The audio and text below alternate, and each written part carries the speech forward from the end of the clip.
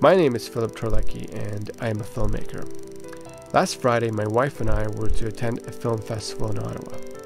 But 2 days before that, this happened. A gunman shot a 24-year-old honor guard at the National War Memorial. Bystanders rushed to his rescue, but Corporal Nathan Cirillo died in their arms.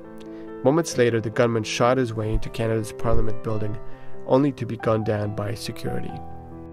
Canada's capital was on lockdown, and watching the events unfold on TV was surreal. Nothing like that had ever happened on Canadian soil. There were rumors of multiple gunmen and additional attacks. It was all very chaotic, tragic, and scary. Coincidentally, 2 days later, as we drove to Ottawa, the body of Corporal Cirillo was being transported to his hometown of Hamilton. En route, we saw thousands of people line what's been dubbed as the Highway of Heroes. Overpass after overpass was lined with first responders and regular people like you and me. When we finally saw the motorcade and hearse, it somehow made the attack more real. When we arrived in Ottawa, we didn't know what to expect. Was the city still under lockdown? Would it be desolate and somber? To our surprise, it was the opposite. It was a warm and sunny day, and people were out and about. It was as if nothing had happened. We wanted to pay our respects to the fallen soldier, and so we made our way to the War Memorial. There were hundreds of people there, from all backgrounds, young and old. The atmosphere was somber. I overheard one woman describe what had happened as a personal attack. I felt like I was violated, she said. I think that's how a lot of people felt.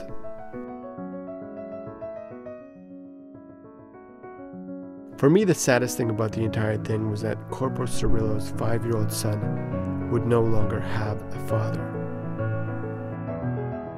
The Prime Minister called it a terrorist attack. The media labeled it as a day that everything changed. But had it? The next day we visited Parliament Hill. Canada has always prided itself on this place being open to the public. It's a symbol of Canada's openness as a country. Would this still be the case? When we arrived in the morning, we saw people roaming about. There were tourists and joggers and families on walks.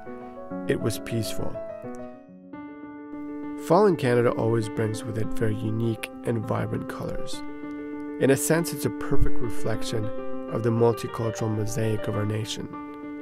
They say that adversity always brings out the best or worst in people, that hardships bring out one's true colors. In the wake of this tragedy, some have laid blame while others have searched for answers. There are rumblings of stricter anti-terrorism laws and amendments to our civil liberties. Will we overreact? Will our values change? After it's all said and done, I wonder what the events of October 22nd will ultimately say about us as people.